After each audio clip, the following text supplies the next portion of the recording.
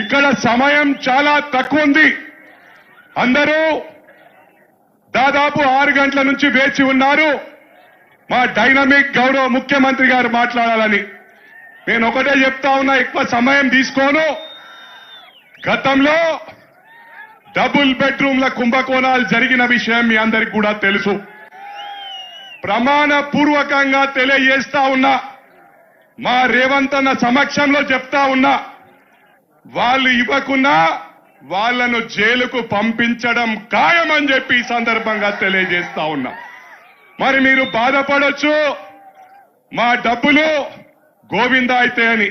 కానీ మైనంపల్లి హనుమంతరావు మీకు సొంత డబ్బులు ఎన్నికలు కాగానే మా తమ్ముణ్ణి అసెంబ్లీకి పంపియండి, ఆ డబ్బులు నేనిస్తా అని రేవంత్ అన్న సాక్షిగా నేను తెలియజేస్తా ఉన్నా.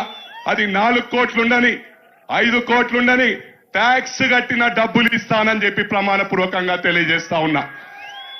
ఇంకొకటి, గతంలో గౌరవ ముఖ్యమంత్రి మాజీ ముఖ్యమంత్రి మా పెద్దన్న అన్ని మీటింగ్లు ఫెయిల్ అవుతున్నాయి అంటుండు. ఎందుకే బాధ? ప్రజలిచ్చిర్రు మ్యాండేటు, మాకు 4 నెలలే అవుతున్నాయి.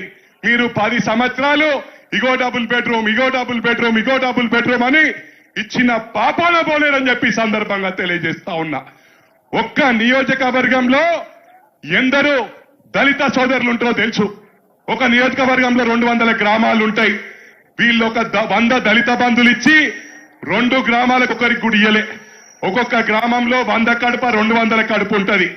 ఆ 2 గ్రామాలకు ఒక్కరికంటే వాళ్ళ సొంత మనుషులకు ఇస్తున్నట్టు సొంత మనుషులకు గుడి ఇయ్యలే. ఇలా పార్టీ ఎందుకు ఖాళీ అవుతుంది?